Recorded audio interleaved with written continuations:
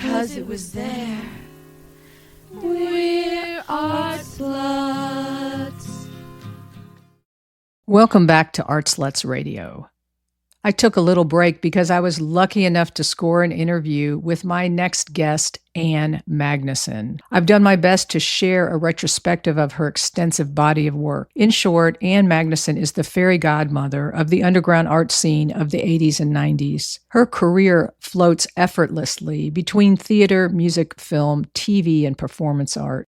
Depending on who you ask, she is known for her seminal album, The Power of Pussy, in Bongwater, the love interest of David Bowie in the film The Hunger, the co-creator of the groundbreaking film Vandemonium, creator of a universe of hilarious female characters in made-for-TV, or one of the stars of the 90s TV series Anything But Love. And this is just a sample of what she's done. Here's part one of my interview with Ann Magnuson.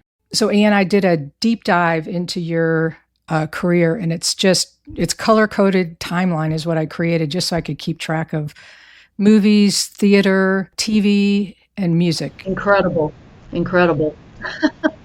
You've done what I'm not capable of doing. What it made me think was if the moving back and forth between projects is kind of like a creative cleanser, or is it just representative of sort of being living performance art? I think it's both of them. It's definitely both of them. Yeah. And also, it's just a compulsion, I suppose. But, one rides the waves of opportunities. True. And whatever fate hands you, you deal with it. And I guess I like to mix things up, Absolutely. Have variety and excitement. So do you find that at certain times the flow is working and you just kind of go, and then other times you have to kind of work harder at it? Oh, yeah, absolutely. I mean, The thing about a lot of that mainstream work, that's where the bills get paid. Sure. TV shows and some other things, and movies. Now, not so much anymore. There's no middle class left. Right. It's what's happened to the country. Yes. There's an oligarchy. And this started in the 80s or in the 90s, but became really evident in the 2000s, where the A-listers were taking all the money out of the budget. So there wasn't a lot for anybody else. And it's difficult for artists, especially, I would imagine. I mean, you're definitely cutting edge artist, which I want to get into a little bit more about you. On occasion, which I actually prefer. Sure. A lot of the time, but I also like to pay my bills. And I had family members who were depending on me. Yeah. Which made a lot of the mainstream work necessary. Of course. I went back and I've had so much fun watching a lot of the early things that you did and realizing how much you contributed to your community. And it reminded me of myself and other people who in that time period, the very beginning, that you kind of have to do everything yourself and you.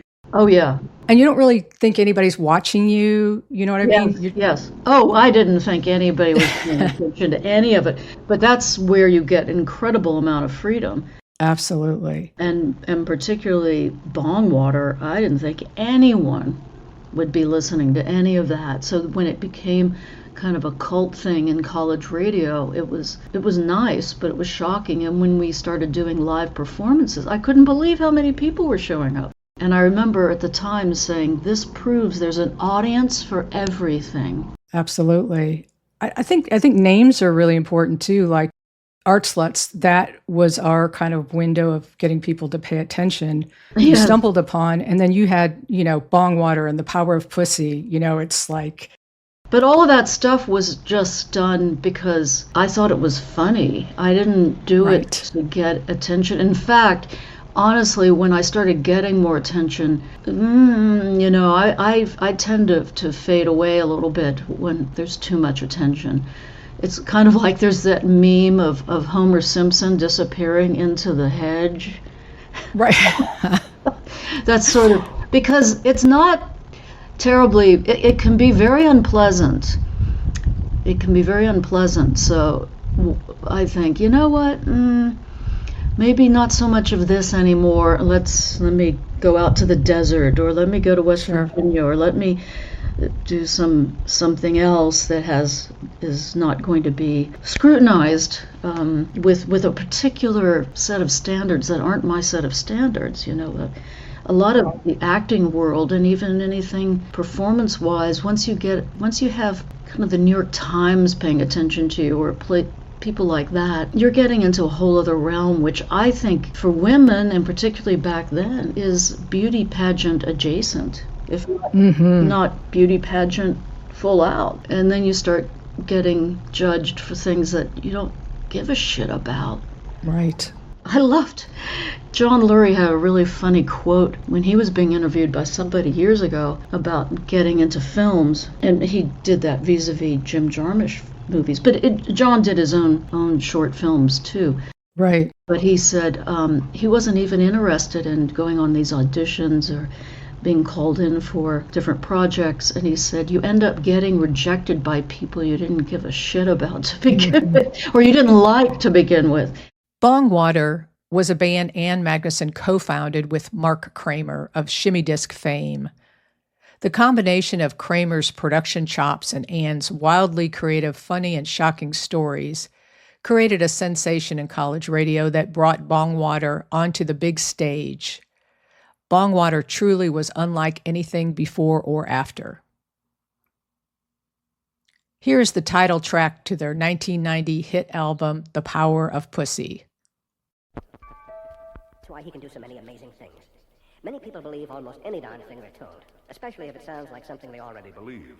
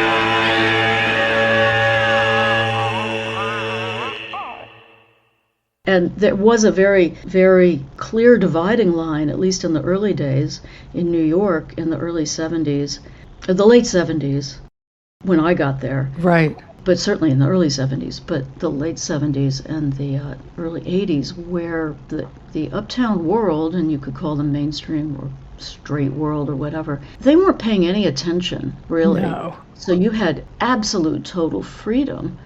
Now, there was a coterie of kind of gatekeepers in that world that gave one an opportunity to rebel against and piss off if you wanted to. So you can't really escape that because it's part of human nature, and there's a lot of juggling for weird power positions, even though there's no power. People will find power in the most unlikely places to find a way to dominate somebody else, even in the punk rock, maybe particularly in the punk rock world, who knows, but I mean, one could go on and on about that. But the point was, there was definitely a culture that was counter to the one that was in on the 3 television channels and the magazine world, and it wasn't shiny and pretty, and you didn't have to look like a model, or you didn't have to have a lot of money, or you didn't have to claw your way through some kind of juggernaut to play in the game. The downtown world was so much. It was built on a DIY mentality from... Yeah, Club 57. Well, Club 57 was really on the shoulders of the hippies and the beatniks, and then, you know, I was a big fan of Alfred Jarry when I discovered him in college, and the avant-garde theater, and I was interested in things that were decidedly not mainstream. So that was what I was interested in and loved. I loved it. It looks like you launched Klaus Nomi's first performance, from what I can tell. Well, that wasn't really me. That was Klaus really launched himself. You really have to give him credit for him. He was doing all that. He just wasn't. The New Wave Vaudeville gave him an opportunity to kind of launch himself as a solo artist, and as a solo artist, just to show a bigger audience that he could sing opera. Oh my gosh, amazing. And dressed in this like alien new wave outfit, and he created this new persona. But he had that persona, and he would have gotten attention in some other way. There were a lot of clubs, and there were a lot of venues and theater spaces that people were going in and out of. Fiorucci, he had performed at Fiorucci, which was a store that Joey Arias was the manager of, and him and Joey had a lot to do with really helping Klaus craft his persona. Club 57 was home base for Ann Magnuson in New York City in the late 70s, early 80s as a manager, director, and performer. Club 57 attracted groundbreaking artists like Keith Haring, The Cramps, RuPaul, Cyndi Lauper, and the B-52s. Klaus Nomi launched his astonishing sound and persona. Let's take a listen from the 2004 documentary, The Klaus Nomi Song. Everybody else in the New Wave Vaudeville show was charming, inept, funny. They were all kind of like in this community where they were palling around together, doing this sort of like punk version of Mickey Rooney. We're going to do a goofy show. Oh, I feel a little pogo coming on now. And it feels really, really good. Stuff that you could slap yourself on the back and say you're kind of hip because we're doing this outsider theater. And then Klaus came on, and it was a whole different level of accomplishment to me. It wasn't silly. It could be perceived as silly because of the way he looked as this kind of gnomish creature, but he was so convincing and his voice was so beautiful. And I do remember, David McDermott, after the first performance, every performance he had to come out and say, this is not an electrical recording. He's actually singing, because people didn't believe it was him.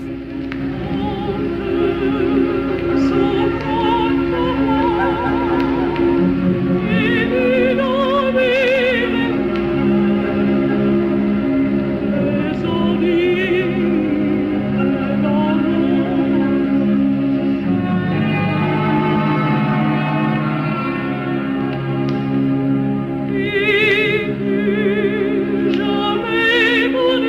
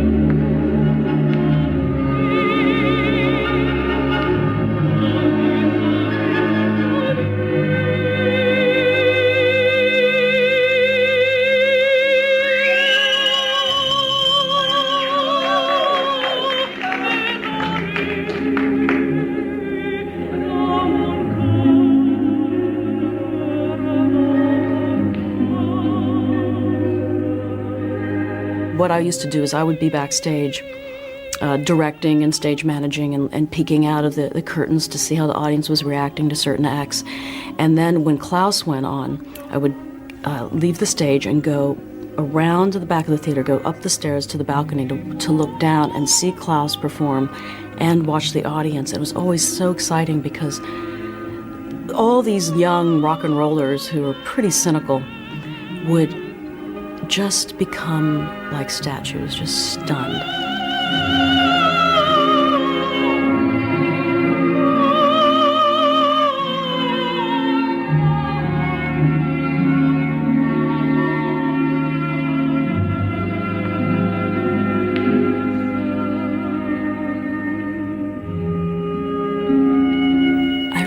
Even, it's going to sound a little sentimental, but I remember crying. It was just such a great moment of theater to see the audience being so stunned and astonished. And that was always, I think, the pinnacle of success, is to leave people absolutely speechless. And the vaudeville show was just a place where people could show off their wares. It was another place. Was it similar to like the Groundlings? No. Okay. It was basically a high school talent show. But much better talent. Well, some was, and some of it was just frankly absurd. So, which is what we all wanted, and that was a group of us that was a collaborative thing. It wouldn't be like the Groundlings. It was more of a one-off, and then a group of us went from there to do events at Club 57, and where I became a manager, and then kind of did my best to corral as many people that I thought had unique talents to do a whole variety of things. My vision for it was like a giant television set, and every day was a different channel. Or it was our version of Andy Warhol's Factory, or our version of Disneyland, right. Or our version. So that there were all these things we grew up with, and we had a common language and vocabulary and references.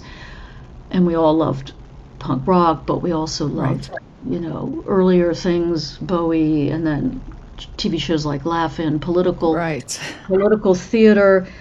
Well, it seemed like, at least in my experience and different artists that I've talked to, is that early time period, because we were just kind of all outsiders, there was this great cross-section of the gay community, artists, punk rockers, theater.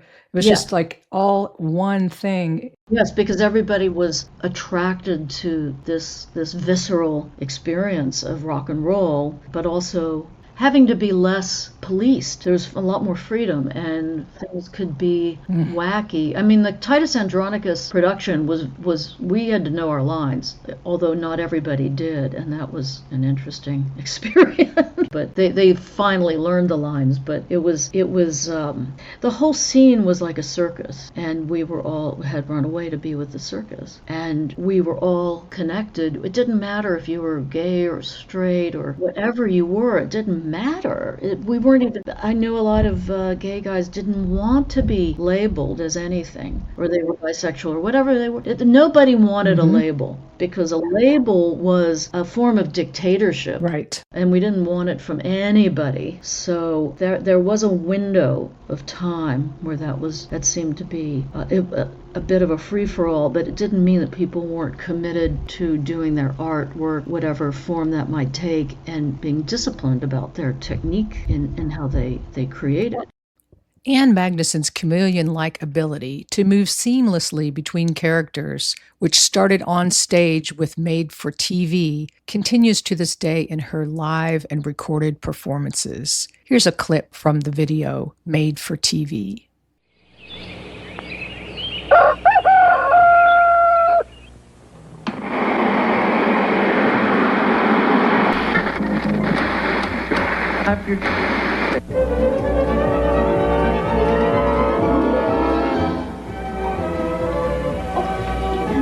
Good morning, and welcome to the morning show.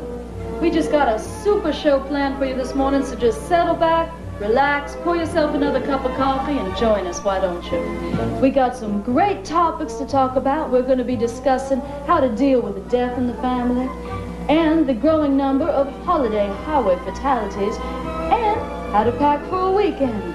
So, okay, let's go for it. And 1 and 2 and 3 and 4 and 5. America, this is your...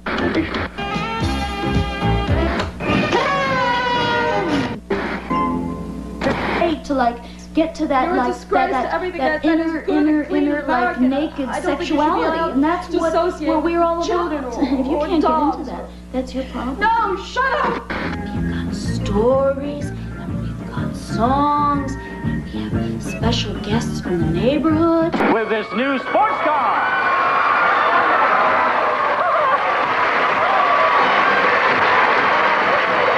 The Datsun 280ZX Turbo with 5-speed transmission, T-top, tinted glass, power windows, power brakes, cruise control, air conditioning, and all the other standard equipment, plus these options.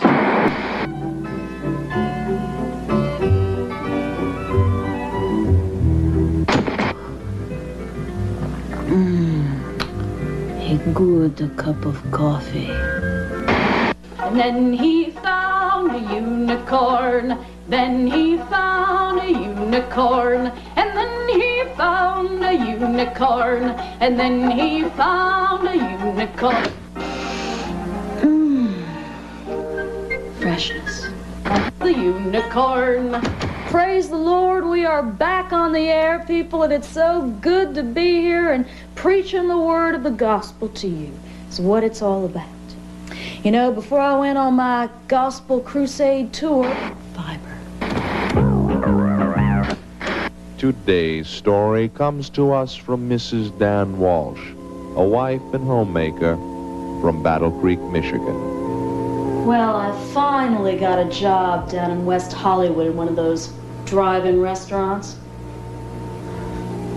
I was aptly fitted with the shortest pair of hot pants a car hop could possibly wear. Well, I had a nice derriere, and I wanted to attract a few producers or directors. I mean, I had always believed that if I'd only had the opportunity, I could really act. Well, that's what most of us girls are doing half the time anyway, is acting.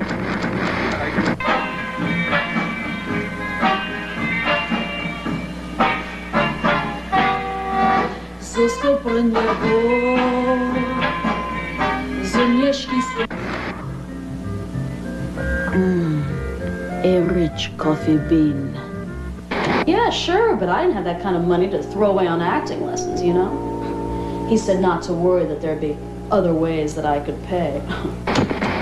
But we do what we can in this ministry, but we just doesn't seem to be enough sometimes. You know, we have so many bills that pile up, and little Tammy Sue, I just haven't been able to buy her a new dress for school yet. Because we have to attend to this and attend to that.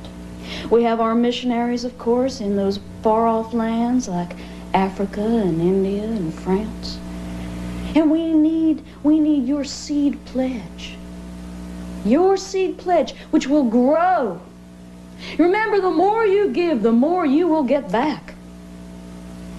So please, we're talking a telethon here. We're talking about $1,000 a month. That's very little. Just sign a check. Make it out for cash. Send it to Tammy Jan Ministries, P.O. Box 666, Charlotte, North Carolina, and you'll be a better person for it. Believe me. People, I wouldn't tell you this if I didn't feel it from the bottom of my heart. I mean, how am I gonna pay my dry cleaning bills? I encourage you to go to YouTube right now and see Made for TV. It's incredible. Well, when the artists that are the audience and also on stage, you know, rotating, the inspiration it's constant. Yes, you know. yes.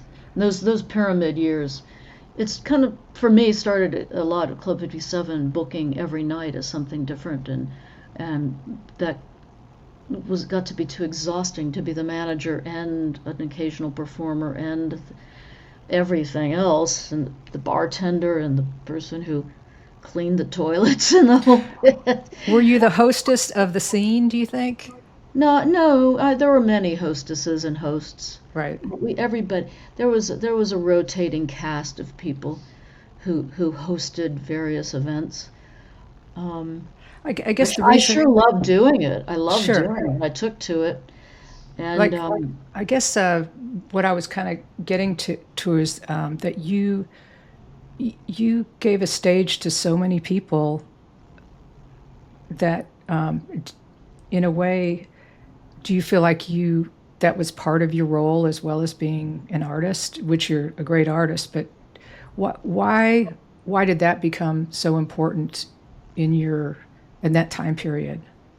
I wasn't thinking in terms of any of that. I was just I liked people. I organized the neighborhood kids when I was a kid too. I might have some kind of border collie in me because I love to, it's probably Capricorn. I like to make things happen. Make things happen, can be a bit bossy. My husband will tell you that. But make things happen, but be part of a group, be part of a community, be part of a cast. Ann's first band, Pulsalama, sprung from the Ladies' Auxiliary of the Lower East Side. Take a listen to their song, The Devil Lives in My Husband's Body, from 1982.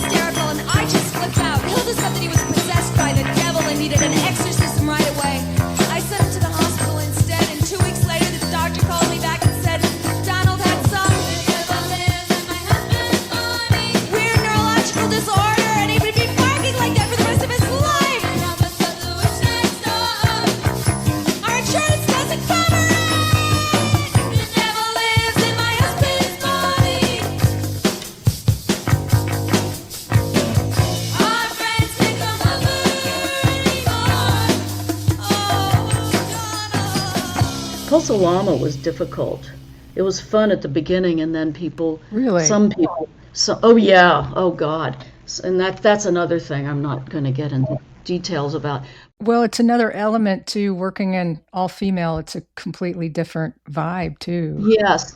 It was, well, also I'd been in plays, and you know, growing up doing all that theater, you do the work, you have fun, and then there's the closing, and then that's it. And then you move on to the next thing. The problem with some of these bands is that if you become even a little bit successful, Pulsalama got a write-up in a zine saying we're the greatest band ever.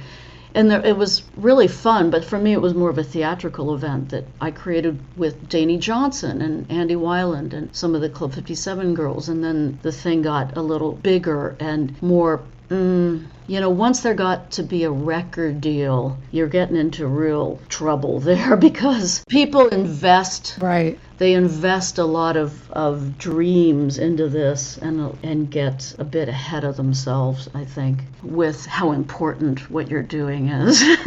And then there can be a lot of well, with levels. Pulse Llama, it became very stressful. Like, why am I doing that? I don't need stress. Why am I doing this?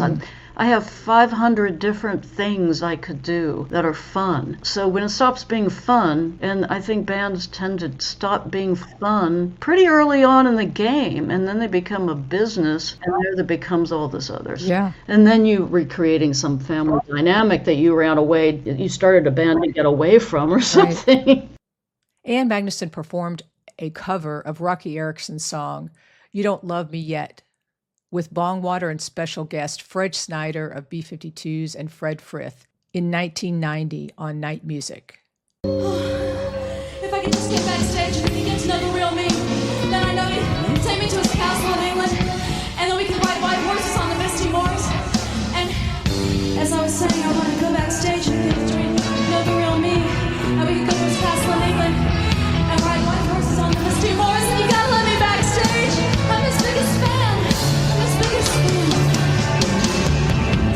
Lightning never strikes anymore, but I can't make it rain because it would only lightning again.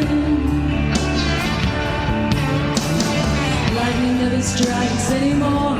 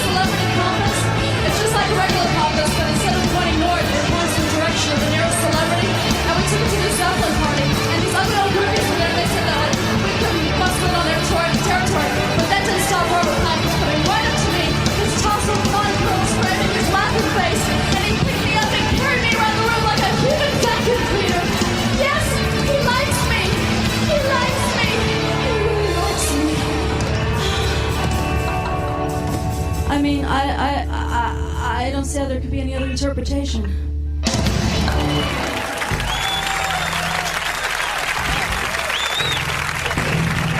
That was fun, and it's the end of part 1 of my interview with Ann Magnuson. Part 2 coming up soon. Thanks for listening to Art Sluts Radio. Hey, if you identify with the Art Sluts, explore our herstory at artsluts.net. That's ARTSLUTS.net. And purchase downloads of our music wherever you stream music. All contributions and purchases will go to support Planned Parenthood.